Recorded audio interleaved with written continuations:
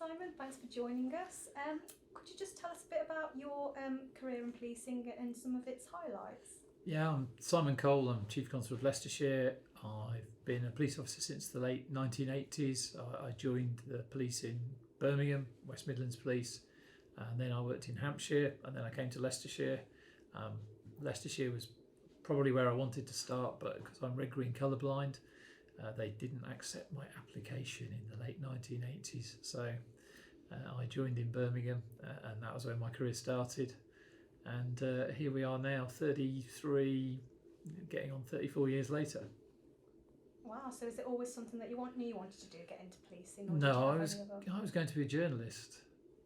And that was my intention growing up. And then I went to university, and while I was at university, I changed my mind and I had the chance to shadow in a police force for a couple of days, and I thought it looked interesting, and I said goodbye to any intent to be a journalist, and I joined the police. Right. Did you ever think that you'd end up as the Chief Constable? I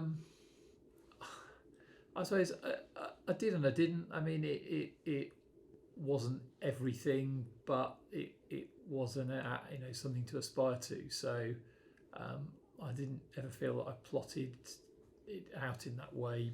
But I if you'd asked me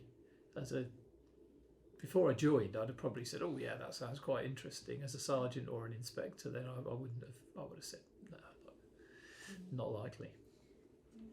And can you tell us about some of your early years on the beat then? What kind of things did you get up to?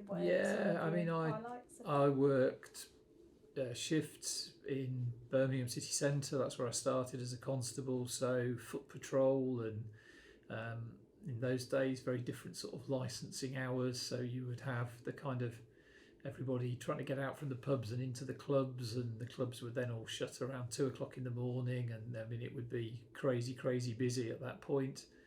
And then I worked as a sergeant in the south of Birmingham, and then actually I worked a lot of my time in West Midlands in Handsworth, so I was an inspector in Handsworth in the inner city, and I then went back there as a superintendent later, dealing with some quite sort of tough issues, some gang issues, and that was where I kind of cut my teeth as a police officer. Right. And what qualities do you think that you bring to the role then that attracted you to policing?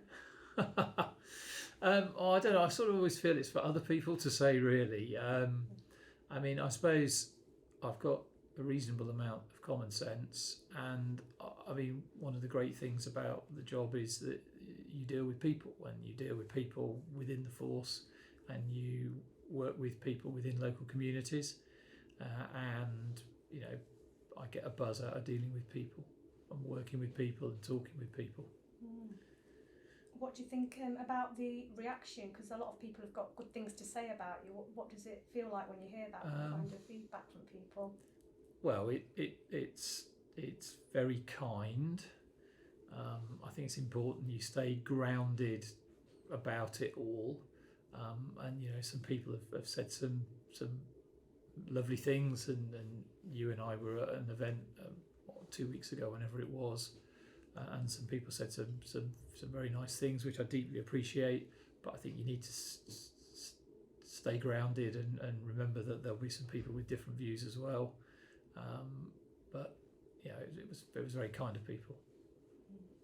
And have you enjoyed working in Leicestershire in particular? What do you enjoy about working? Because it's quite a diverse community. Yeah, I mean, Leicester is where my parents and grandparents were all from. I did quite a bit of my growing up around Leicestershire. So as a small child, I was in Market Bosworth. I went to school in Oadby.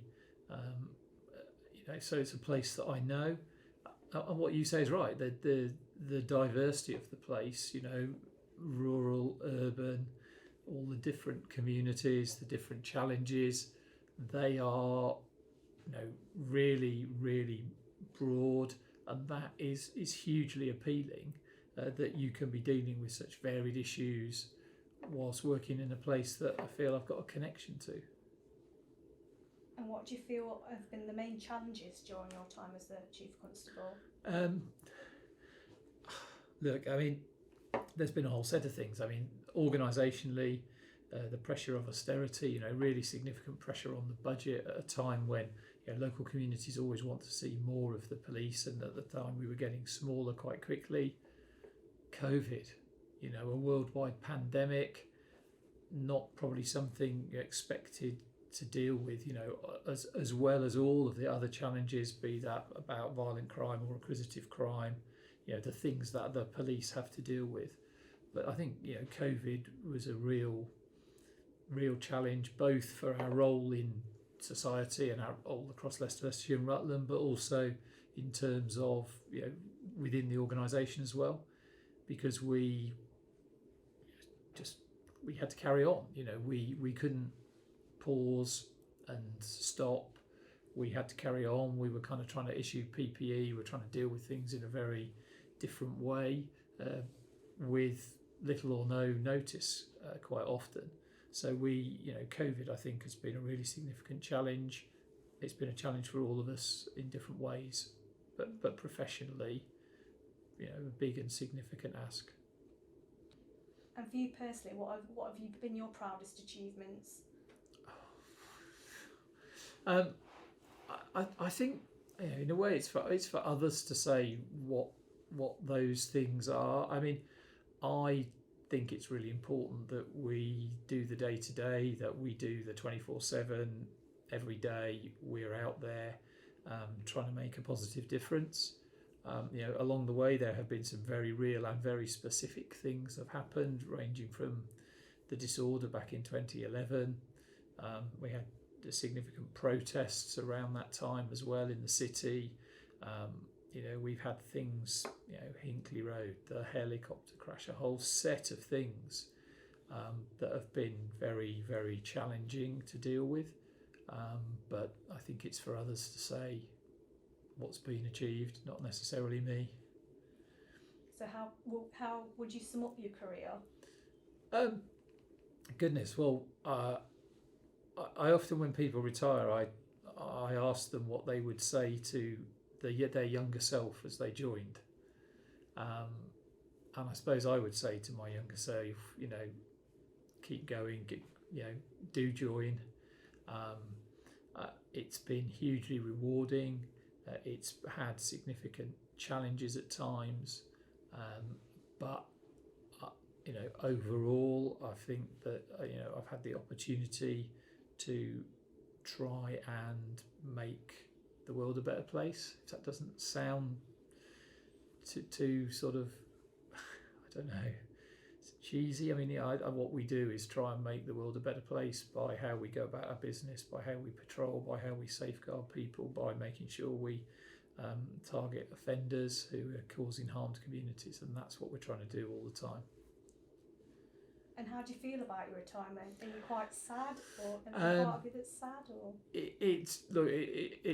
It's a bit mixed at the moment. I think talking to people, that's pretty normal. On the one hand, it is. It's a bit sad. On the other hand, it's quite exciting, and to see what other opportunities there may be, and I'll be able to put some time into things that maybe I haven't been able to put time into in the same way. But it is a bit of a mixed emotion at the moment as I'm sat talking to you. What do you think you'll miss most about the job? It's a total cliche, but the people. We have people who do remarkable things, and being in and around them is really stimulating and good, and that's what I'll miss. So it's going to be a new chapter for you, and what would you be looking forward to doing with your free time in your retirement? I need to get fit again. I'm looking forward to not necessarily having a phone that rings at strange times of the day and night, and I'm just looking forward to find that I'm assured there is life outside of the police, and I'm looking forward to finding it. And if we just go back to that question that I asked, do you prefer your years working as Chief Constable, or do you look more fondly back on your years on the beat? I don't think there's a right answer to that, really. I mean, I loved what I did as a constable.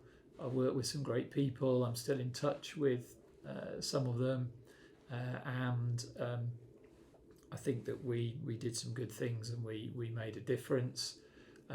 You know, as chief, you know, it's a very different role, but they're both roles that are rewarding. And you know, I think you know, there are days when you think, oh, I wish I was still driving a patrol car around, and then there are days when you think, well, actually, I was able to make a difference today because of the decisions that I made and the things that I did. So, you know,